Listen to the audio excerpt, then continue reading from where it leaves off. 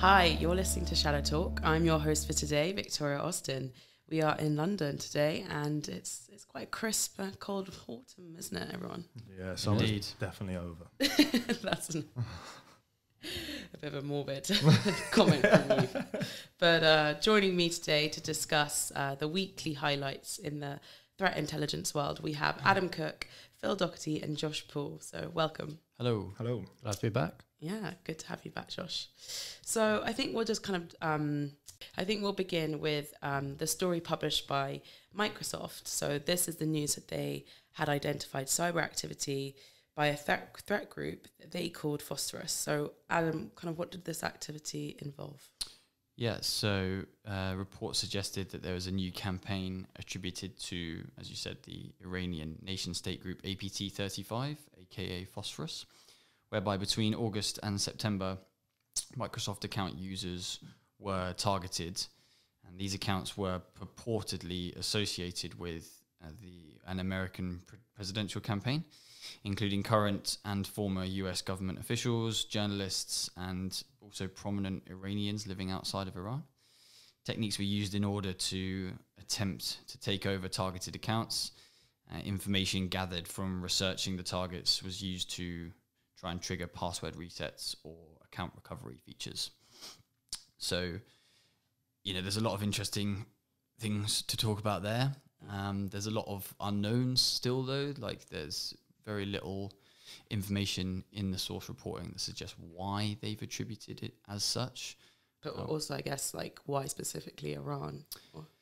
Absolutely. Yeah, I think, we were discussing earlier that Microsoft as a source has to be fairly reliable, but there isn't a lot of, or they didn't publish much technical detail that they were using to back up those claims. But in terms of kind of like a wider context, the figures behind it, I think they stated that there was 2,700 attempts. Of that, 241 accounts were attacked, and that eventually led to 4 accounts being compromised. So, a kind of drop in the ocean, as it were, in terms of account compromise, but interesting in that if we are to believe what we're reading, and indeed Iranian nation-state threat actors are targeting these specific accounts, there's loads of interesting things that we can talk about off the back of that. So although these weren't technically sophisticated, a significant amount of personal information was used to conduct the attacks, suggesting that APT35 is willing to invest significant time and effort into researching and information gathering, which is, as we know, typical of nation-state threat actors. Wider interesting points, I think, everyone is familiar with how election campaigns have become a desirable target for state-sponsored hacking. This very high-profile example was back in 2016 when Trump was elected. But there are also some other less well-known cases. I think the Temp Periscope campaign conducted by Chinese state threat actors was another example of that, whereby they were targeting Cambodian government officials or entities that were in charge of overseeing election campaigns.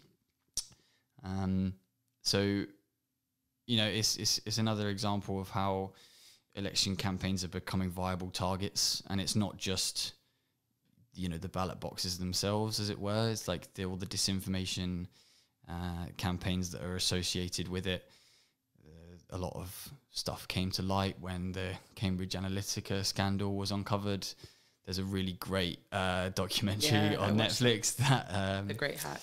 Yeah, I thought that was really interesting because I felt like they had been kind of trying and testing these methods out on, like less high profile cases, right? So I think there was a really interesting case in there where they'd gone up, they'd tried to use their techniques and their methods to influence the election in Trinidad and Tobago. And obviously you don't hear about that especially in Western media as much as you would do the US election campaign.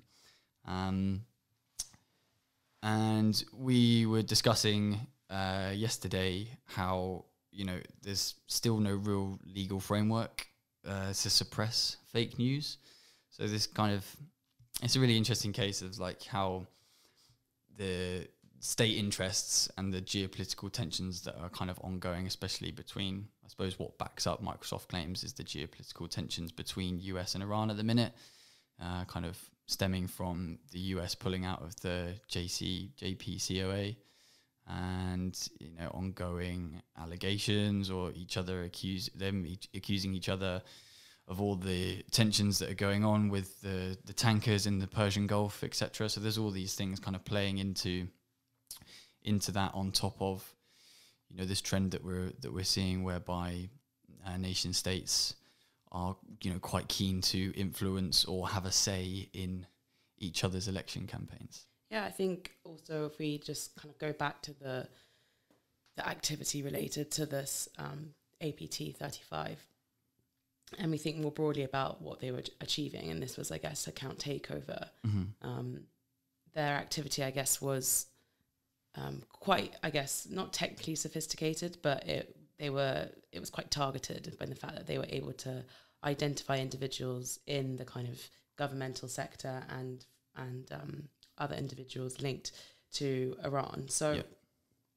I guess we actually published a blog, I think in August, around the kind of steps around account takeover, listed 5 steps. And I guess the first step that involves reconnaissance.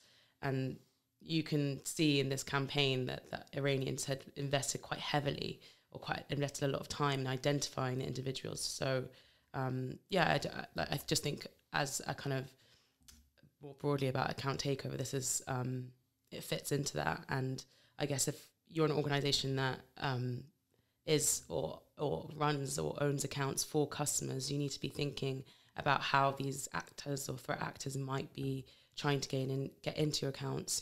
What kind of methods are they looking to do?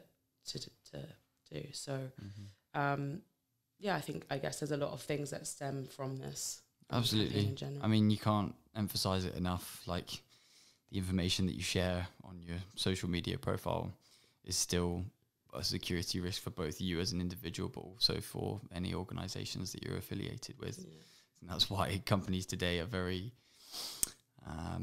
verbal with how they towards their employees, and being like, be careful of what you're sharing. Like, it's important, especially if you're associated with the election campaign. Yeah.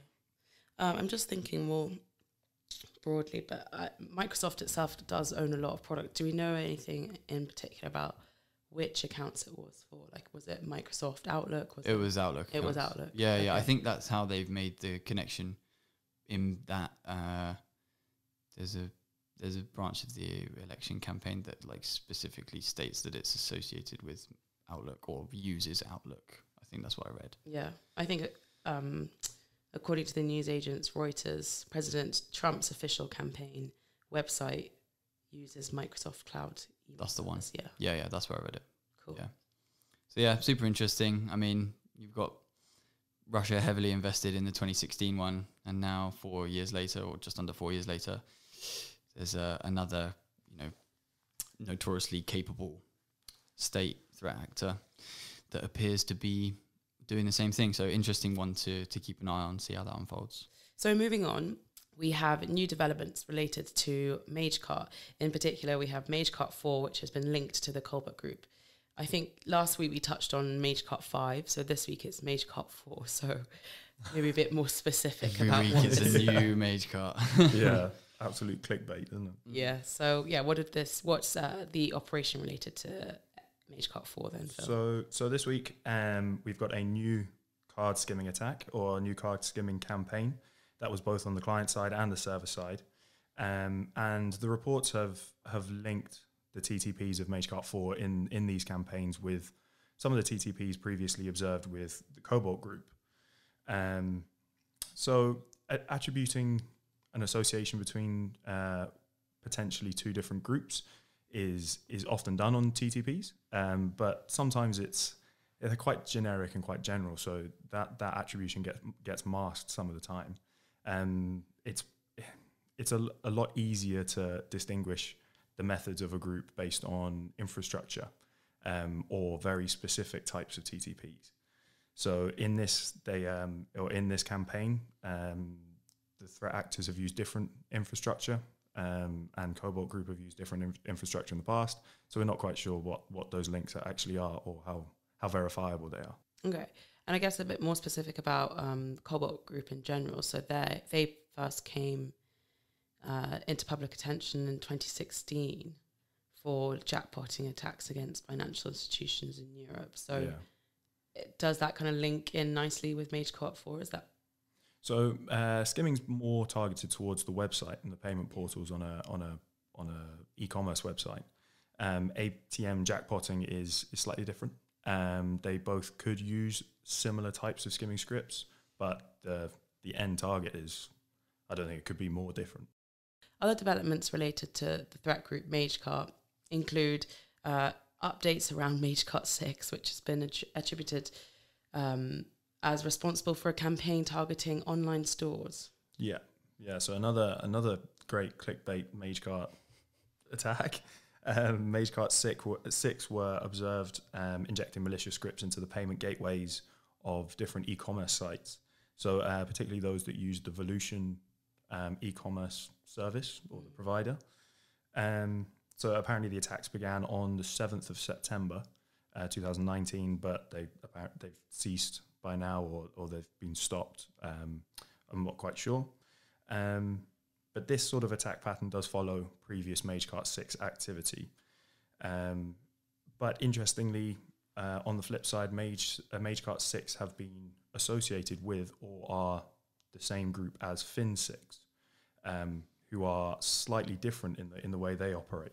So Fin6 are notable for their campaigns targeting point of sale as opposed to skimming, which I suppose leads nicely into what we were discussing last week about whether Magecart are an umbrella of threat groups or are they an umbrella of TTPs. So if we take both of them as an example, both of the incidents have an association to two separate threat groups, but both of the threat groups or reported threat groups have used different TTPs and different infrastructure in the past. So whether this is a development of these groups, of the likes of Cobalt Group and of Fin6 into the way that they're performing attacks and campaigns, would fit into what we were discussing last week about the whole skimming TTP and Magecart being an umbrella of skimming attacks rather than an umbrella of skimming attack threat groups. It's easy to get lost in the associations. Oh, yeah. Big time.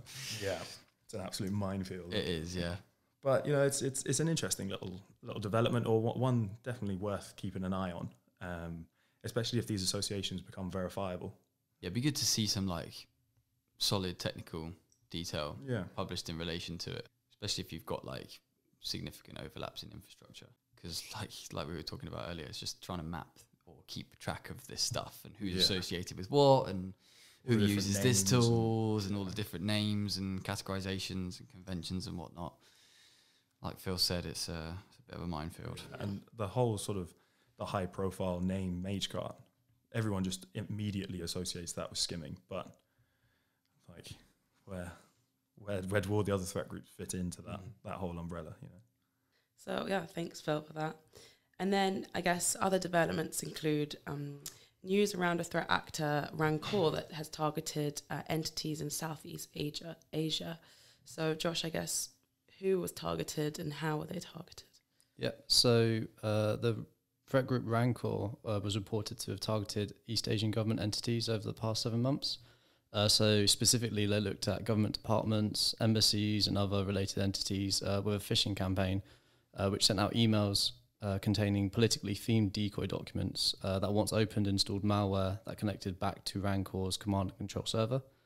As far as attribution, the group hasn't been tied to a government officially, but researchers found that several Chinese artifacts in the campaign and malware associated with other Chinese actors were used, which would fit in line with China's broader strategy, so to have an affiliated group conduct cyber espionage campaigns in the East Asian region. Okay. Emotet is back. We've actually seen a resurgence in activity. So, Adam. Yeah, 4 months lying dormant. Unclear at the minute as to why, but I think some of the reporting that's come out that we've been reading is quite interesting. We can see methods of distribution appear to have broadened, going after a wider target list. Similar methods for distributing it, a lot of spam emails, and going through various phishing vectors. One of them I thought was really interesting. There was we reported on it becoming active again, and then shortly afterwards there was a campaign where the phishing lures were kind of designed to claim that they contained a copy of Edward Snowden's book. I thought that was quite interesting, trying to grab people's attention. It's clearly very versatile and popular malware variant. Subsequently after that, I think another campaign was observed using a Microsoft attachment that imitated the activation wizard, which is basically the program that is used to set up and activate Microsoft licenses when you install it onto your computer. So period of activity could mean various things. The operators were on holiday, or that they've actually been summer break in the lab. Yeah, you never know. Out in Marbella, back to school just season. enjoying some pina coladas, or probably more logical one is that they've been taking this time to kind of develop the tool, plan new strategies to go after new targets and new geographies. I think that's been kind of demonstrated certainly in the first campaign that we saw it kind of resurge into, and maybe develop new methods to infect users, which is also demonstrated in this new Microsoft activation wizard attachment that has been seen being delivered by. So it's still popular, still. Yeah, is there a specific sector that they're targeting? Didn't get anything of sectors, it's just the geographies. I think upon resurgence, German and Polish users were targeted. And then I believe the Snowden phishing emails were delivered to people in the UK and across other areas in Europe, I think. I'd have to double check that, but yeah, I think that the Emotet one as well, because it is so widely advertised on cybercriminal forums, the fact that we're even sat here talking about a period of inactivity and now it's come back again, that's going to happen with threat actors again. Mm-hmm. So if they can see that it's gone off the radar and now all of a sudden there's a big re-emergence or resurgence of it, it's going to draw a lot of attention. So I think it could boost in or the amount of attacks that use Emotet could significantly increase just from this slight bit of attention it's getting at the moment. Agreed. Okay, well, I think that is it for today. So thank you all for participating in ShadowTalk. It's a pleasure. And as always, you can find out more information by reading resources or by going to resources.digitalshadows.com. You can sign up to our weekly Insum, which has more information around what we've just spoken about, including other campaigns that have happened this week. And you can always follow our blog for any other updates in the space. So thank you all and have a lovely week. Thanks, Viktoria. Thanks very much. Cheers.